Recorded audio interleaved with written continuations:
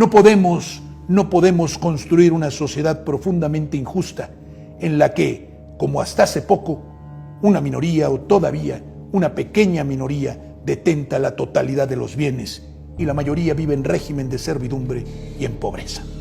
Necesitamos promover los derechos de los trabajadores, la defensa de ellos, el sindicalismo auténtico, aquel patriótico y que defiende los intereses de los trabajadores.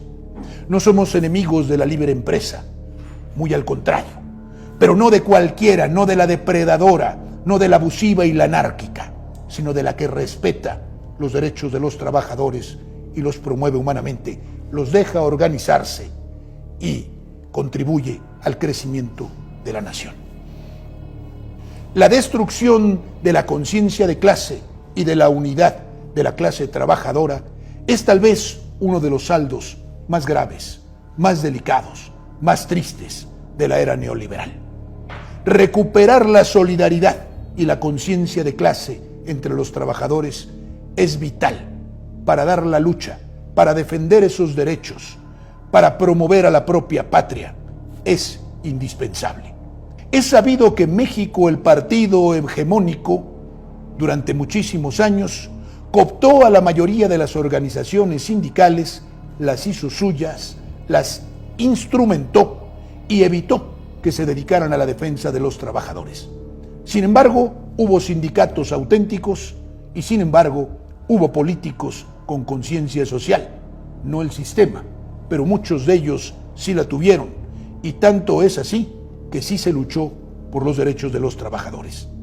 Siguiendo el modelo norteamericano de empresas sin sindicato e imitándolo, tratamos de destruir, no nosotros, sino el gobierno, los gobiernos de turno y los patrones y las cámaras, de destruir a los sindicatos como fuerzas adversas, malévolas, casi satánicas, enemigas del capital y enemigas de la sacrosanta libre empresa.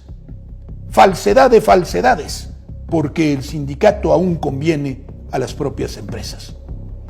Hubo quien llegó al punto de decir: yo soy el representante y el sindicato de mis trabajadores. Un absurdo. La destrucción de la conciencia de clase y de la unidad de la clase trabajadora es tal vez uno de los saldos más graves, más delicados, más tristes de la era neoliberal. Recuperar la solidaridad y la conciencia de clase entre los trabajadores es vital para dar la lucha, para defender esos derechos, para promover a la propia patria. Es indispensable. El asunto es que la lucha contra la Ley Federal del Trabajo y contra los derechos de los trabajadores empezó prácticamente en forma eficaz y decidida hace 40 años con la doctrina llamada neoliberal que pretendió la reducción de estos derechos. En aras de eficientar a las empresas, de hacerlas más productivas, se inició con algo que se llama flexibilidad. Es decir, los derechos de los trabajadores, irrenunciables, inalienables, se volvieron disponibles a capricho del patrón. Después de muchas cosas, después de que este gobierno incrementara los salarios mínimos con el propósito no solo de incrementar los mínimos, sino de presionar el resto de los salarios, y se negara a aceptar aquel dogma impuesto por los gobiernos anteriores de no aceptar bajo ningún concepto incrementos salariales por encima de la inflación, empezó también a reconocer la libre contratación y a introducir la libertad sindical y la democracia sindicales. Hoy los trabajadores tienen que votar los contratos colectivos. Hoy los trabajadores tienen que votar aquellos acuerdos a los que llegan sus directivas con los patrones. El economista nos habla de lo que está en curso. La reforma a la ley la reforma constitucional al 123 constitucional, específicamente en el apartado en el que se dice que por cada 5 días de trabajo Actualmente por cada 6 días de trabajo, el trabajador descansará 1, para pasar a decir que por cada 5 días de trabajo, el trabajador descansará 2. Y como la jornada diaria en turno matutino no será reformada, sino será de 8 horas, eso dará la conclusión de 40 horas semanales. Diputados votarán la reforma de la jornada laboral antes del 15 de diciembre. Pero miren cómo está el asunto. El ataque inmediato, automático, casi, yo no digo de otro modo, sino instintivo, de estos individuos que no quieren derechos para los trabajadores. Infobae, Xóchitl Gálvez consideró que no es tiempo para reducir la jornada laboral en México. De acuerdo a la representante nacional del Frente Amplio por México, el mundo está saliendo de una fuerte crisis económica, por lo que reducir la jornada no sería bueno para los trabajadores. Esta es la subversión del orden, de la lógica, de la moral, de todo. Resulta que ahora para Xóchitl Gálvez, el reducir jornada, pagándole lo mismo a los trabajadores y dándoles más tiempo para convivir con su familia, y para paliar ese terrible fenómeno del abandono que han hecho padres y madres de los hogares por tener que buscar el sustento, dejando a los hijos en muchos lugares en manos ya saben de quién, la delincuencia organizada y muchas conductas antisociales, criminales, inmorales, disolventes sociales, etc. No, es, según Xóchitl Gálvez, negativo, es perjudicial para la clase trabajadora el conseguir ventajas, beneficios, mejores condiciones. Una locura, y esta es la candidata de la oposición. Pero miren quién se aparece siempre que se alega, se lucha, se insiste en un derecho de la clase trabajadora. Coparmex argumenta que no es el momento para reducir la jornada laboral. El mismo discurso de Xóchitl Gálvez. Se ponen de acuerdo todos, como lo hemos demostrado ya en múltiples ocasiones. No es tiempo. Y la pregunta es, ¿y cuándo es tiempo? Porque sí fue tiempo para instrumentar el outsourcing. Porque sí fue tiempo para privar a los trabajadores de sus ingresos justos. Porque sí fue siempre tiempo para impedir los incrementos salariales y empobrecer a la clase trabajadora y a nuestra patria. Siempre es tiempo para favorecer a unos cuantos y nunca es tiempo para favorecer a la mayoría. Argumentos absurdos, pero también criminales. Coparmex afirmó que no es momento para reducir la jornada laboral de 48 o 40 horas semanales que se discute en el Congreso. Ellos dirán cuándo es el tiempo. El Economista nos dice que la reforma de las 40 horas habla de la letra chiquita de la implementación que será en la Ley Federal del Trabajo. Ante la protesta de las cámaras empresariales y de muchos sectores patronales en el país, representados o no, y de los partidos de oposición, en particular del PAN, que en las comisiones de la Cámara de Diputados votó en contra de esta reforma, se inauguraron los llamados parlamentos abiertos en los que se discutió esta reforma.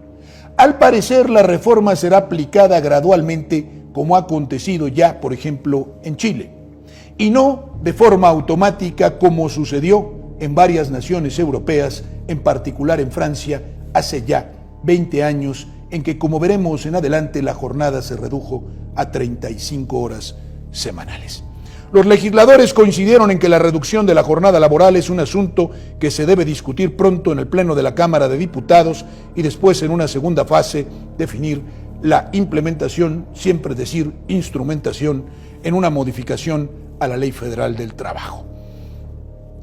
Expansión nos dice qué harán las empresas ante una jornada laboral de 40 horas, y aquí viene la advertencia y la amenaza. Y la amenaza consiste en ejecutar uno de los dos que llama enfoques expansión que han surgido ante la posible aprobación de una jornada laboral reducida, que es la reducción de personal. Cuando se pretendió que hubiera inscripción generalizada ante el Seguro Social, surgieron las voces diciendo que no, porque no alcanzaba el dinero. Cuando se pretendió que se pagaran horas extras a los trabajadores, se dijo que no, porque no alcanzaba el dinero.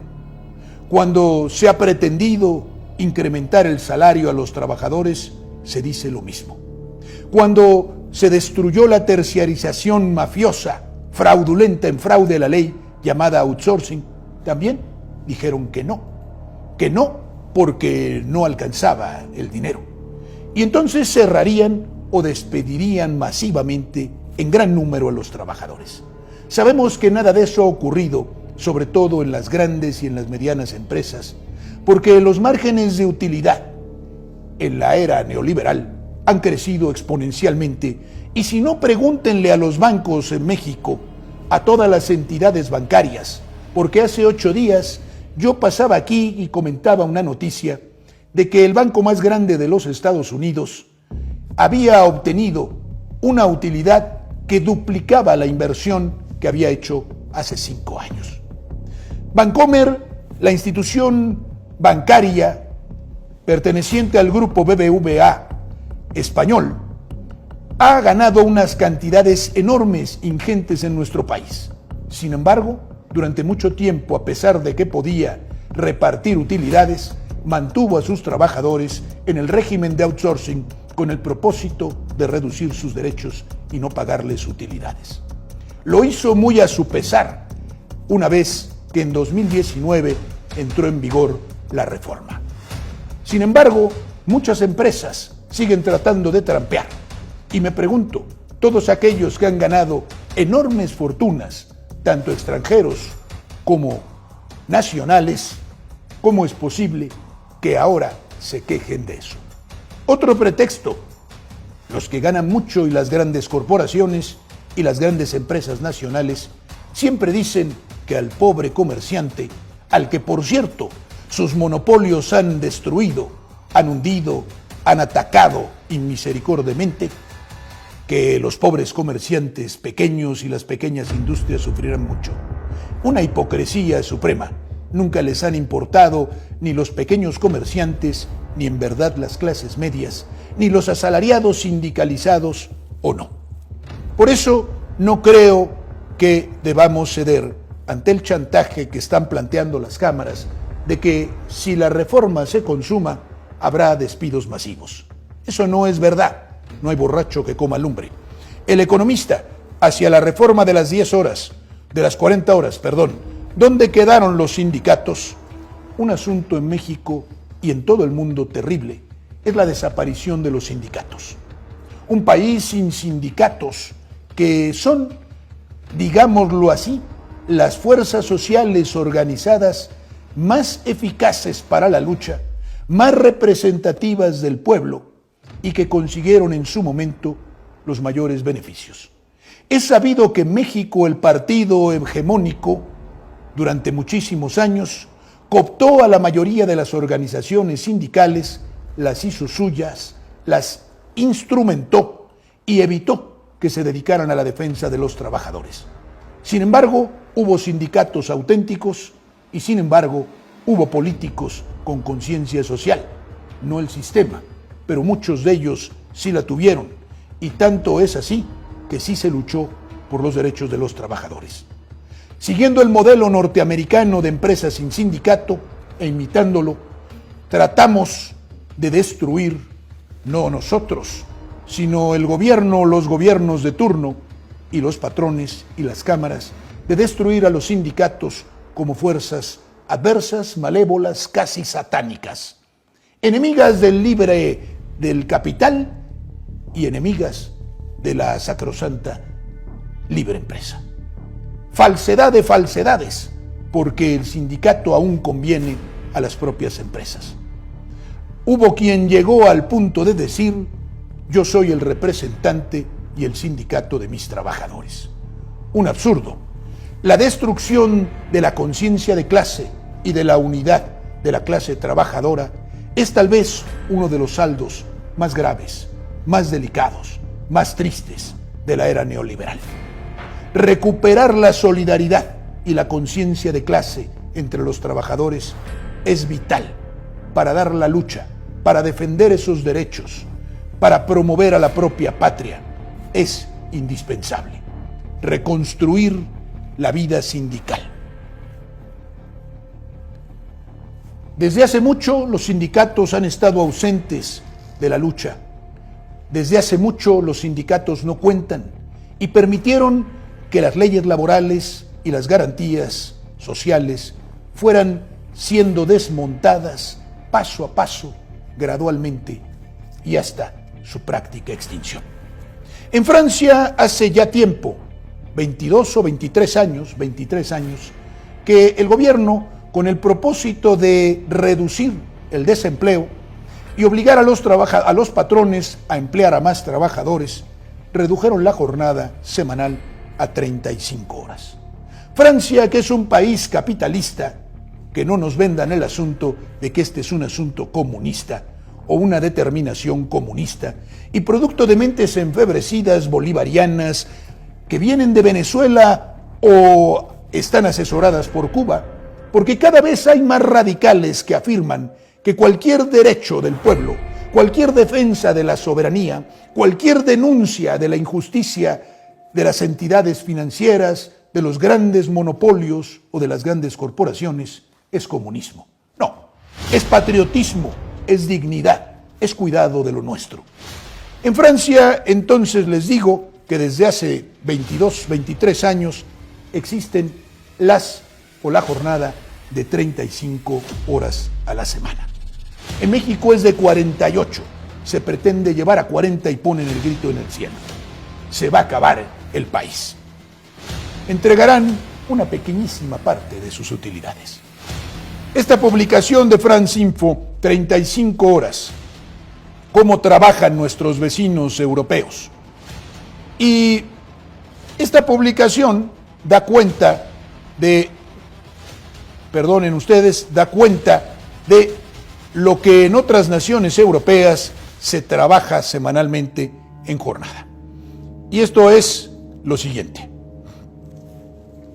Solamente quiero ir a que veamos esto. El 1 de febrero de 2000 se cumplen 20 años de que entraron en vigor las 35 horas en Francia, y vemos que en Italia, en España y en Polonia la duración del tiempo semanal de trabajo de la jornada es de 40 horas. En el Reino Unido existe una duración máxima de 48 horas. Resintieron a Margaret Thatcher, como hemos dicho, madre del neoliberalismo. Para los menores de 18 años a 40 horas. En Alemania, cada rama profesional lo decide, y les digo, porque lo sé a ciencia cierta, que en Alemania por contratación colectiva en todos lados se trabaja 40 horas. Lo mismo acontece en los Estados Unidos. Así es de que comunismo, nada. Derechos de los trabajadores, dignidad de los trabajadores y correspondencia con la naturaleza eminentemente social de la Ley Federal del Trabajo y del artículo 123 constitucional. El economista empiezan aquellos que sostienen esta gran mentira, que los aumentos salariales presionarán la inflación. Esto lo digo yéndome al otro aspecto, no el de la jornada, sino el de los salarios. Este mito hace tiempo que fue desmontado por economistas serios. Bloomberg nos dice que el aumento del salario mínimo en 2023 reaviva los riesgos para la inflación en México. Y esto lo dicen algunos individuos que creen en el manual, que fueron a estudiar de memoria a Harvard o a Chicago y lo trataron de venir a aplicar a nuestro país y a naciones hermanas nuestras que hoy, como la nuestra, tienen o sufren las consecuencias de esa negra noche en la que se aplicó o se aplicaron esos manuales ordenados por los amos a los que sirven acríticamente en traición a nuestra patria. Cato Institute dice que la espiral de precios y salarios es un mito peligroso. Si bien cree que puede haber buenas razones económicas para una restricción salarial para los trabajadores ferroviarios, el aumento de la inflación no es una de estas. Y lo mismo lo dice el financiero aquí, Luis Felipe Munguía, en México. El presidente de CONASAMI, en este artículo de este hombre, nos dice que el incremento del salario mínimo es un mito. de que es inflacionario el incremento de los mínimos. La creencia de que el salario mínimo produce inflación tiene su origen en los años 80 y en la vinculación que había del salario mínimo con otros conceptos ajenos al salario de los años 90. Este es el asunto, meta en entredicho. La Comisión Nacional de Salarios Mínimos pugna porque el salario mínimo se incremente 50% al 2024. Lo cual implica incrementos promedio anuales nominales de 22% durante el 2023 y el 2024. Durante muchísimos años no había tenido verdadero incremento el salario mínimo y aquí lo vemos en este cartel que lleva por título Nueva Era. Los gobiernos neoliberales no quisieron incrementar los salarios y los mantuvieron fijos con incrementos pequeñísimos que aunque dicen que controlaban la inflación, la pérdida del poder adquisitivo de prácticamente el 90% de 1982 a la fecha evidencia el desastre, sobre todo cuando no quisieron y debieron incrementar. La gráfica nos dice que de 2018 a la fecha verdaderamente ha habido incrementos sustanciales muy por encima de los índices inflacionarios y hablamos esto de que se da a pesar de la crisis financiera, de la crisis económica mundial. Forbes nos dice que el aumento de salario mínimo que realizó Andrés Manuel López Obrador desmiente varios mitos. Aquel que sostuvieron todos los gobiernos neoliberales, ya lo dije, de que incrementar los salarios incrementaba la inflación. Mentira de mentiras, mentira terrible y mentira criminal que impidió que los trabajadores tuvieran los salarios dignos. Aquel que dice la Ley Federal del Trabajo que debe ser remunerador. Alcanzar al trabajador para él, para su familia, para una vida digna que no le quisieron procurar. El aumento del salario mínimo no perjudicó la creación de empleos ni detonó la inflación. Tampoco se presentó el temido efecto Faro. Como ven ustedes, el presidente de la República en este gobierno ha roto ese mito y se ha atrevido a romper muchos otros en aras de favorecer a la clase trabajadora como debe de ser. En realidad, reconocer sus derechos. Expansión, opinión, inflación, la sombra que persigue a un aumento justo del salario mínimo.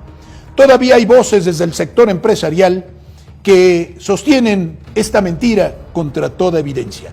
El sector empresarial debería aceptar el compromiso de no aumentar precios en la misma proporción que el aumento salarial, comenta Alfredo Coutinho. Y es que, tramposamente, muchos patrones, al incremento de sueldo, sigue el incremento de los precios. Y no lo hacen porque realmente lo tengan que hacer, sino lo hacen aprovechando las circunstancias para nunca reducir su utilidad. Es que nunca pierden. Las grandes corporaciones en el mundo, consta, en plena crisis, multiplicaron sus ingresos. Véase allí las petroleras y las gaseras, ganando cantidades inmensas de dinero en plena pandemia y en plena crisis mundial. Véase a todas las entidades financieras enriqueciéndose. Véase a aquellos que producen lo que se llama commodities, materias primas, también teniendo grandes utilidades. Luego vienen los lamentos, las plañideras que gritan que ellos son las víctimas y que no pueden soportar pagar más a los trabajadores. Una falsedad. 5 Días nos dice que el FMI afirma que se puede subir salarios sin alimentar la inflación. Congelar salarios alarga, póngase atención, la recuperación del poder adquisitivo de los trabajadores y no reduce la inflación. Subir el salario nominal no debe ser visto como un síntoma de efectos de segunda ronda, indican desde la institución. Ganan inclusive los patrones con los incrementos salariales, los que viven en México y quieren seguir viviendo en México y no pretenden huir de él. El mercado interno se favorece con incrementos salariales. Los trabajadores gastan más, consumen más, la economía se reactiva. Eso no es comunismo, es puro capitalismo. Sin embargo, estos ni siquiera eso quieren. Como he dicho en ocasiones anteriores, son tan malos estos neoliberales que ni el neoliberalismo les sale bien. The Guardian nos dice que los salarios crecen, si los salarios crecen conducen a la inflación, lo mismo no nos traguemos este peligroso mito, dice de la derecha. Pérdida acumulada de 80% del poder adquisitivo en México, y digo, hay mucho más. De octubre de 2016 al mismo mes de 2017, el costo de la canasta básica recomendada subió 27.28 pesos y el salario mínimo solo 7 pesos. De este tamaño es el desastre. Aquí tienen una gráfica muy interesante que me voy aproximando ya a la finalización de este asunto. Pueden ustedes ver de 1934 al año 2021 el comportamiento de la inflación y el comportamiento de los salarios. Abajo la inflación, arriba los salarios. Los salarios fueron incrementándose consistentemente desde los años 40 hasta prácticamente 1982, en que empezaron a descender abruptamente, aunque la inflación todavía era muy baja. En 1988, en tiempos de Salinas de Gortari, la inflación, o saliendo Salinas de Gortari, estalla la crisis provocada por él, que le estalló a Zedillo, otro individuo de la misma tribu. Y finalmente, aquí lo pueden ustedes ver, el peor momento, el momento en que la inflación está controlada hasta abajo y los salarios no sufren absolutamente ningún incremento. A partir de 2018, los salarios empiezan a incrementarse consistentemente. Actualmente ya tenemos incrementos acumulados de más del 130%. Esto finalmente impulsará los salarios con una inflación controlada y con una exigencia al cese del coyotaje, el intermediarismo, el acaparamiento y las actitudes monopólicas. Los trabajadores mejorarán sus condiciones. El Financiero, otro asunto, y con este termino, la ley de outsourcing. 3.1 millones de trabajadores en el limbo, advierte Coparmex.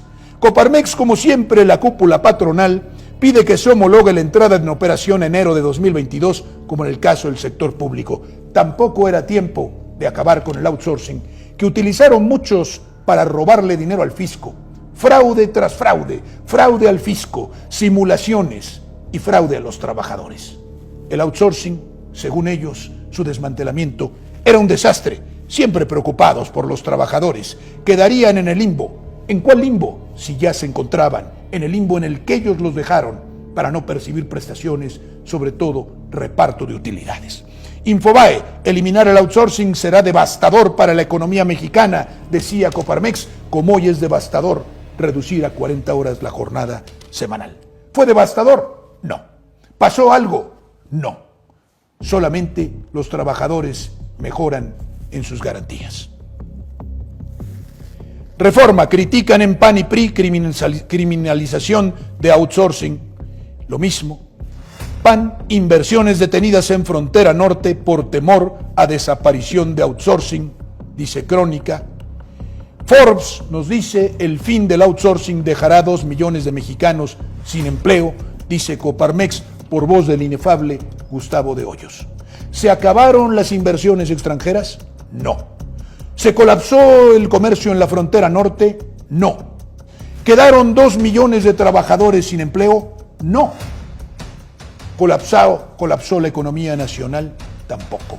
Por eso no debemos hacer caso a estos agoreros del desastre, porque estas amenazas las hacen interesadamente para no tener que cumplir con sus obligaciones y para seguir manteniendo en casi régimen de servidumbre a la clase trabajadora. Forbes, eliminar el outsourcing reducirá empleos, empresas e inversión. Esto lo dice Antonio del Valle Perochena, presidente del Consejo Mexicano de Hombres de Negocios, que existe la posibilidad de que se pierdan 1.390.000 empleos. Finalmente termino recomendando esta gran obra de Owen Jones que se llama La demonización de la clase trabajadora.